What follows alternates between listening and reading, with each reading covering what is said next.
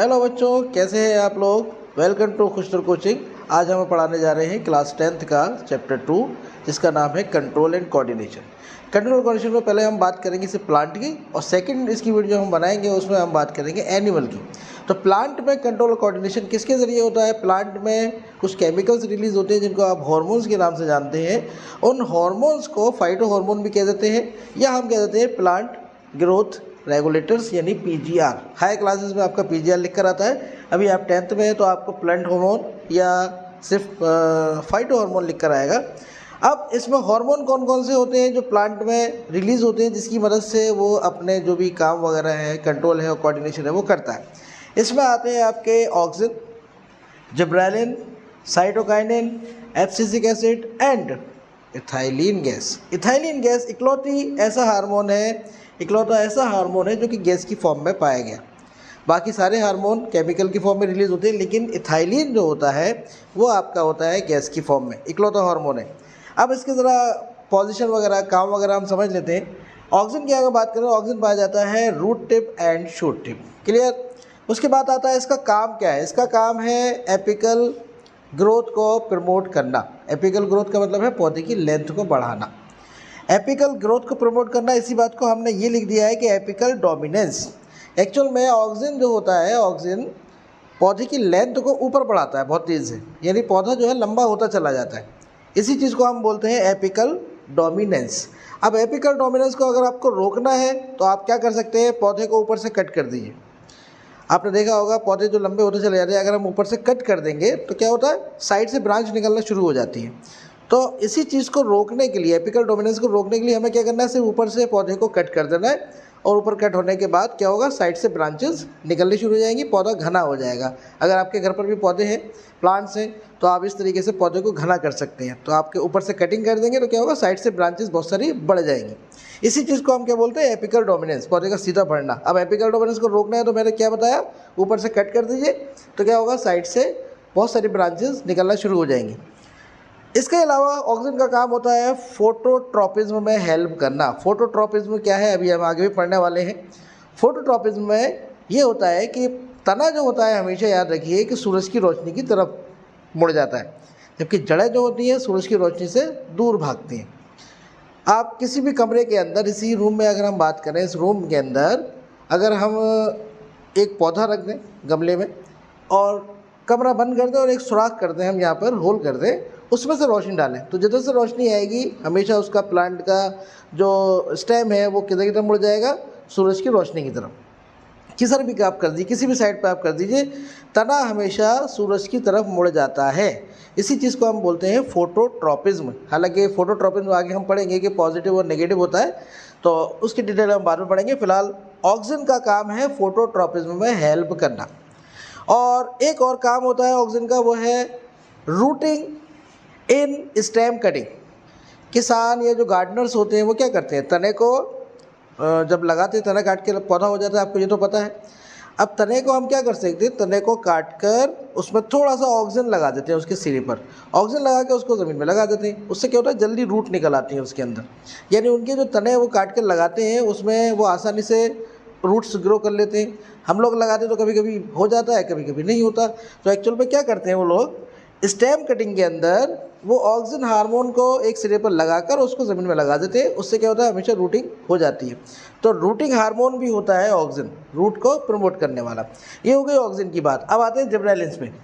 Gibberellin भी growth को promote करने में यूज़ होता है। एक चीज़ और बता दूँ, ऑक्सिन, जिब्रेलिन, साइटोकाइनिन, ये तीनों ही ग्रोथ को प्रमोट करते हैं, यानी ग्रोथ को बढ़ाने वाले हार्मोन्स हैं। जबकि एब्सिसिक एसिड जो होता है वो ग्रोथ को रोकने वाला हार्मोन होता है। इथाइलिन गैस की अगर हम बात करें तो ये दोनों का मिक्सचर है। ये कुछ काम ग्रोथ को बढ़ाने वाले करता है, जबकि कुछ काम इसके ऐसे हैं जो ग्रोथ को रोकते हैं। यानी इसीलिए हम इसको ना तो प्रमोटर कहेंगे ना ही इनहिबिटर कहेंगे। किसको, इथाइलिन गैस को। तीनों क्या है, प्रमोटर है। ये जो है एब्सिसिक एसिड वो इनहिबिटर है, यानी ग्रोथ को रोकने वाला हार्मोन है, ग्रोथ को रोक देता है। और इथाइलिन गैस के हायर क्लासेस में आप पढ़ेंगे कि दोनों ही काम करता है, इनहिबिट का भी और प्रमोट का भी। तो अब आते हैं जिब्रेलिन पे। जिब्रेलिन का काम भी वही है, ग्रोथ को बढ़ावा देना। दूसरा है इसका, हायर क्लासेस में वैसे आप पढ़ना है इसको, लेकिन फिर मैं यहीं पे बता देता हूँ, एप्पल का शेप अच्छा करना पौधों पे छिड़क दिया जाता है। तो फ्रूट्स जो होते हैं, जैसे एप्पल ले लीजिए आप, एप्पल का शेप बड़ा अच्छा सा हो जाता है। बाज़ार में आप जाते हैं, ओके वगैरह लग कर लिखा होता है, बड़ा अच्छा सा अच्छे वाले जो सेब होते हैं उनका शेप भी बहुत अच्छा हमें दिख रहा होता है। तो वो क्यों होता है? क्योंकि उस पर जिब्रेलिन छिड़का जाता है ऐसे पौधों के ऊपर, तो उसका जो शेप होता है एप्पल का वो बहुत अच्छा हो जाता है। इसके अलावा अगर हमें अंगूर के गुच्छे को बड़ा करना है, बड़ा सा गुच्छा बनाना है, उसका स्टॉक उसका लंबा करना है, तो भी हम जिब्रेलिन का छिड़काव कर देते हैं। इसके अलावा डिले इन सेनेसेंस, सेनेसेंस का वैसे मतलब होता है बुढ़ापा, ओल्ड एज। तो इसमें क्या करता है, ये देरी करता है। अब एक्चुअल में होता है क्या है, किसान लोग जो होते हैं, गार्डनर्स जो होते हैं, फल अगर एक ही वक्त में सारे पक जाएंगे तो सारे गिर जाएंगे जल्दी जल्दी, फिर वो बाज़ार में लेके जाएंगे तो उनके कम दाम में बिकेंगे, उनको जल्दी जल्दी बेचना पड़ेगा। तो ये लोग क्या करते हैं, जिब्रेलिन छिड़क देते हैं पौधों के ऊपर। अब जिब्रेलिन छिड़कने के बाद क्या होता है, जो फल होते हैं वो एक साथ नहीं गिरते, यानी उनके पकने का जो रेट है वो थोड़ा स्लो हो जाता है। अब इससे फ़ायदा क्या होगा? इससे फ़ायदा ये होगा कि आप लंबे वक्त तक फल तोड़ते रहिए, बाज़ार में पहुंचाते रहिए थोड़े थोड़े से। और अगर नहीं छिड़केंगे तो क्या होता है, एक साथ जल्दी पक जाएंगे फल, और जल्दी पक जाएंगे तो जल्दी ही मार्केट में आपको पहुंचाना पड़ेगा। नतीजा क्या होगा, आपको नुकसान हो जाएगा। तो किसान लोग क्या करते हैं, ज़्यादा लंबे वक्त तक पेड़ों पर फल लगे रहें, उसके लिए क्या करते हैं, ये जिब्रेलिन्स का छिड़काव कर देते हैं। क्लियर हो गई बात? अब आते हैं cytokinin, C for cytokinin, C for cell division. Cell division को याद करने का बिल्कुल सिंपल तरीका है कि साइटोकाइनिन का काम क्या है, तो सेल डिवीज़न, सी से ही शुरू हो रहे हैं दोनों। सेल डिवीज़न होगा तो ग्रोथ भी होगी, जाहिर सी बात है। तो साइटोकाइनिन का काम होता है सेल डिवीज़न करना। इसके अलावा स्टोमेटा को खोलना। स्टोमेटा तो आपको पता है ना? नहीं पता? चलिए बता देते हैं। पत्तियों में जो छोटे छोटे सुराख होते हैं जिनसे वो सांस लेते हैं, उसी को हम बोलते हैं स्टोमेटा। और इसका दूसरा काम है स्टोमेटा को खोलना। स्टोमेटा हमने जैसे बताया कि वही पत्तियों में जो छोटे छोटे सुराख होते हैं उनको हम बोलते हैं स्टोमेटा। इसके अलावा ये ऑक्सिन का अपोजिट हार्मोन होता है। अब अपोजिट हार्मोन का मतलब क्या हुआ, अभी हम बता देते हैं। ऑक्सिन का काम है एपिकल डोमिनेंस करना, पौधे को सीधा सीधा ऊपर ले जाना। आप साइटोकाइनिन छिड़क दोगे तो क्या होगा, जो एपिकल ग्रोथ है वो रुक जाएगी, साइड से ब्रांच ज़्यादा निकलना शुरू हो जाएंगी। अगर आपको ब्रांचिंग ज़्यादा करनी है तो आप किसका छिड़काव करेंगे, साइटोकाइनिन का करना है। पौधा सीधा ले जाना है ऊपर, ऑक्सिन का छिड़काव कर दीजिए आप। क्लियर? इसके अलावा ब्रेकिंग ऑफ डोरमेंसी, डोरमेंसी को तोड़ना। डोरमेंसी क्या बवाल है भाई? डोरमेंसी का मतलब होता है, देखिए अपनी भाषा में हम कहें तो हम कह देते हैं भाई सोना, स्लीप। एक ऐसी कंडीशन जिसमें इनएक्टिव स्टेज में पहुंच जाता है प्लांट का कोई भी पार्ट। जैसे आप जानते हो, बीज की बात कर लें, सीड की बात कर लें। सीड आप स्टोर करके रख लेते हो बर्तनों में, जब तक उसमें कोई किल्ला विल्ला नहीं फूट रहा है ऐसे ही स्टोर रहते हैं वो। लेकिन आप जब पानी डाल देते हो, उसमें सूरज की रोशनी मिल जाती है, टेम्परेचर मिल जाता है, तो होता क्या है, उसमें से किल्ला फूटना शुरू हो जाता है, जर्मिनेशन शुरू हो जाता है। अगर जर्मिनेशन शुरू हो गया है तो उसी को हम कहते हैं कि ब्रेक हो गई डोरमेंसी। अपनी सिंपल सी बात है, जब तक सो रहा है, इनएक्टिव स्टेज में है, तो उसको हम कहेंगे कि डोरमेंसी में है। और जब उसमें किल्ला विल्ला निकलना शुरू हो जाए तब उसको हम कह देंगे कि जो उसकी डोरमेंसी टूट गई, जैसे नींद टूट गई ऐसी इसकी डोरमेंसी टूट गई। तो डोरमेंसी का मतलब होता है सीधे सीधे इनएक्टिव स्टेज। उस टाइम कुछ नहीं हो रहा होगा, जिंदा तो होगा लेकिन इनएक्टिव स्टेज। जैसे हम लोग सो जाते हैं तो सोते वक्त मरे हुए थोड़ी हैं, क्या है, इनएक्टिव स्टेज में हम पड़े हुए हैं, लेकिन सुबह सुबह उठते हैं फिर अपने काम पे लग जाते हैं। तो ऐसे ही जैसे बीज है आपका, बीज आप स्टोर करके रखे हुए कौन सी स्टेज में है, डोरमेंट स्टेज में पड़ा हुआ है वो। लेकिन जैसे ही उसमें पानी डालेंगे आप, रोशनी सूरज की देंगे, उसको टेम्परेचर देंगे, तो क्या होगा, उसमें से किल्ला फूटना शुरू हो जाएगा, जर्मिनेशन होना शुरू हो जाएगा। तो हम कह देंगे कि अभी इसकी नींद खुल गई, यानी जो डोरमेंसी है वो ब्रेक हो गई। क्लियर हो गई बात? तो डोरमेंसी का मतलब यहाँ पे, क्योंकि ग्रोथ करानी है तो उसको जगाना पड़ेगा। अब जगाना पड़ेगा तो उसको हम क्या बोलते हैं, breaking of dormancy, break of dormancy. कोई बात नहीं। एफसीसिक एसिड किसे कहते हैं? एफसीसिक एसिड का मतलब होता है, काम होता है इसका कि ग्रोथ को रोकना। ये ग्रोथ को रोकने का काम करता है क्योंकि इनहिबिटरी हार्मोन होता है। ये क्लोज कर देगा स्टोमेटा को, यानी अब ये किस कंडीशन में ले जाएगा पार्ट्स को पौधे के, कि भाई सो जा। ब्रेकिंग ऑफ डोरमेंसी इसका काम था। इसका काम है डोरमेंसी को बढ़ाना, नींद को बढ़ाना, सुलाना। सुला देगा पौधे को, स्टोमेटा बंद करेगा, प्रमोट यानी बढ़ावा देगा डोरमेंसी को, नींद को, सो जा बेटा, कुछ नहीं करना, और पत्तियों को गिराने का काम करेगा। तो ये काम पत्तियों को गिराने का काम किसका है, तो आप कहेंगे एफसीसिक एसिड का है। सेल डिवीज़न किसका काम है, आप कहेंगे साइटोकाइनिन। मैन काम बता रहा हूँ मैं। फॉलिंग ऑफ लीव्स किसका काम है, एफसीसिक एसिड। ये खासतौर से पूछा जाता है। स्टोमेटा को खोलना किसका काम है? साइटोकाइनिन। स्टोमेटा को बंद करना किसका काम है? Abscisic acid. और सेल डिवीजन किसका काम है? साइटोकाइनिन। जिब्रेलिन्स में आपको खासतौर से याद रखना है कि ग्रोथ को बढ़ावा देता है ये, और डिले इन सेनेसेंस। ऑक्सिन की बात करें तो इसमें आपको खासतौर से याद करना है कि फोटोट्रॉपिज्म में हेल्प करता है और एपिकल ग्रोथ को बढ़ावा देता है। रूट टिप शूट टिप में ये पाया जाता है। और आखिरी आपका हार्मोन है वो है इथाइलिन गैस, जैसे हमने बताया इकलौता पीजीआर। पीजीआर का हमने फुल फॉर्म पहले ही बता दिया था, प्लांट ग्रोथ रेगुलेटर्स। इसका एक काम है फलों को पकाना। जो ऑरेंजेस वगैरह के पौधे वो होते हैं, फल होते हैं, अगर उनके गोदाम हम देखते हैं तो गोदाम में उनके इन फलों से निकलती है गैस। इसकी खोज इसी तरीके से हुई। उस गैस को हम बाद में पता चला कि वो गैस एक्चुअल में क्या है, एथाइलिन होती है। और एथाइलिन जो है वो एक हार्मोन का काम करती है, फलों को पकाने का काम करती है। यानी अगर हम एथाइलिन गैस किसी फल के ऊपर डालेंगे तो वो फल पक जाता है। तो एथाइलिन गैस का काम है फलों को पकाना। ओके, तो ये था हमारा प्लांट का पार्ट। नेक्स्ट टॉपिक हमारा ये देखिए, आप समझ लेते हैं आपको प्लांट मूवमेंट के बारे में। पौधे हमें जैसे कि बताया कि पौधे जो होते हैं एक जगह से दूसरी जगह जा तो सकते नहीं है, यानी कि मोशन तो पौधों में नहीं होता, लेकिन मूवमेंट्स तो होता है। पौधे कम से कम जैसे सूरज की तरफ मुड़ जाते हैं, जड़ें ज़मीन के अंदर जा रही होती हैं, पानी की तरफ जा रही होती हैं, तो मूवमेंट्स इनको कहते हैं। जबकि मोशन क्या होता है, एक जगह से दूसरी जगह आप जा रहे हो, जब वो मोशन कहलाता है। तो पौधे मूवमेंट तो कर सकते हैं, मोशन नहीं कर सकते एनिमल्स की तरह। अब इसमें मूवमेंट जो होते हैं पौधों में वो होते हैं दो तरह के। कैसे मूवमेंट्स? एक को होते हैं ट्रॉपिक मूवमेंट और एक होता है नास्टिक मूवमेंट्स। ट्रॉपिक मूवमेंट जो होते हैं वो हमेशा याद रखिए, ट्रॉपिक मूवमेंट्स होते हैं, एक तो इसको आप हमेशा याद रखिए कि ये होते हैं स्लो। ट्रॉपिक मूवमेंट स्लो होते हैं, जबकि नास्टिक मूवमेंट जो होते हैं वो आपके बहुत फास्ट होते हैं। इसके अलावा ट्रॉपिक मूवमेंट जो होते हैं वो डायरेक्शनल होते हैं, किसी डायरेक्शन में होंगे ख़ास। अब कौन सी डायरेक्शन में भी बताएंगे। ये जो होते हैं डायरेक्शनल होते हैं, जबकि नास्टिक मूवमेंट जो होते हैं वो क्या होते हैं? Non directional. अब डायरेक्शनल का मतलब क्या है? एक्चुअल में हम बात करेंगे यहाँ पे एक दो चीज़ों की। एक तो है स्टिमुलस और दूसरा है उसका रेस्पॉन्स। स्टिमुलस क्या है और रेस्पॉन्स क्या है? स्टिमुलस का मतलब होता है जब आप कोई एक्शन कर रहे हो तो वह है स्टिमुलस आपके लिए, और उसके नतीजे में जो रिएक्शन होगा उसको हम बोलेंगे रेस्पॉन्स। मिसाल के तौर पे अगर मेरी आंखों में कोई ऐसे करे तो क्या होगा? ये जो मैंने ऐसे करा वो क्या है? मेरा स्टिमुलस। और मैंने आंखें बंद की तो वो क्या कहलाएगा? आपका रेस्पॉन्स। जैसे आपकी कान पर आकर कोई अचानक चीख दे तो वो क्या था? स्टिमुलस।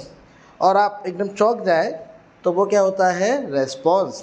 तो यहाँ पर स्टिमुलस की बुनियाद पर ट्रॉपिज्म को आप कितने सुबह बांट रहे हैं? फोटोट्रॉपिज्म, जियोट्रॉपिज्म, हाइड्रोट्रॉपिज्म, थिग्मोट्रॉपिज्म, पूरा नाम नहीं लिखा हमने, जगह कम है, और कीमोट्रॉपिज्म, सब में ट्रॉपिज्म लगना है।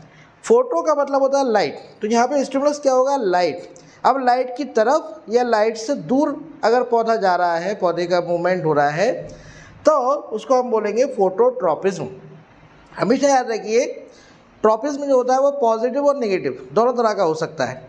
पॉजिटिव का मतलब होता है उस स्टिमुलस की तरफ जाना, और नेगेटिव का मतलब होता है उस स्टिमुलस से दूर भागना। मिसाल के तौर पर कॉकरोच हमेशा याद रखिएगा वो अंधेरे की तरफ भागता है, रोशनी से दूर भागता है। तो वो अगर हम लाइट के लिए देखें तो लाइट के लिए नेगेटिव शो कर रहा है मूवमेंट, जबकि अंधेरे के लिए पॉजिटिव शो कर रहा है। तो यहाँ पर पॉजिटिव और नेगेटिव समझ में आ गया होगा आपको। अगर लाइट की तरफ मूवमेंट हो रहा है तो हो रहा है वो पॉजिटिव, लाइट से दूर जा रहा है तो उसको हम बोलते हैं नेगेटिव ट्रॉपिज्म। अब फोटोट्रॉपिज्म की हम बात करें तो तना जो होता है, स्टेम जो होता है, वो लाइट की तरफ मुड़ जाता है हमेशा। जैसे हमने पहले बताया फोटोट्रॉपिज्म, जिसको हमने ऑक्सिन के बारे में बताया था। ऑक्सिन का काम क्या होता है? फोटोट्रॉपिज्म में हेल्प करना।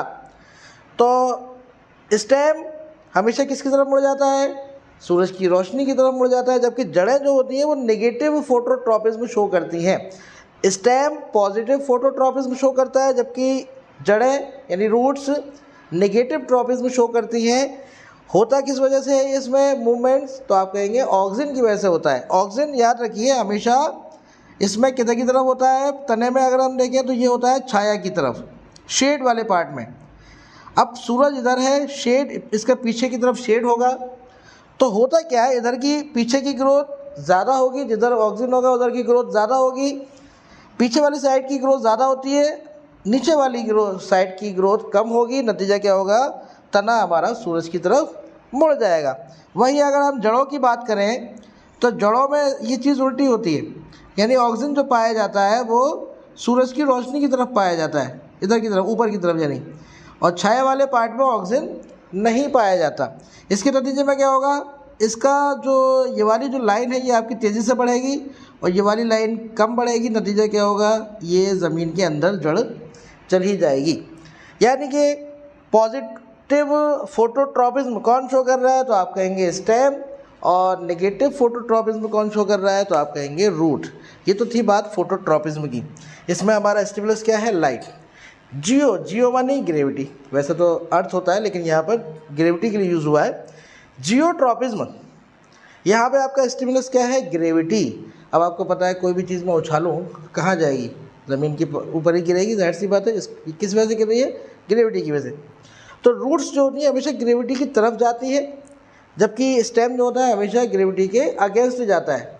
तो पॉजिटिव जियोट्रॉपिज्म कौन शो करता है, रूट्स, जबकि नेगेटिव जियोट्रॉपिज्म कौन शो करता है, तो आप कहेंगे स्टेम।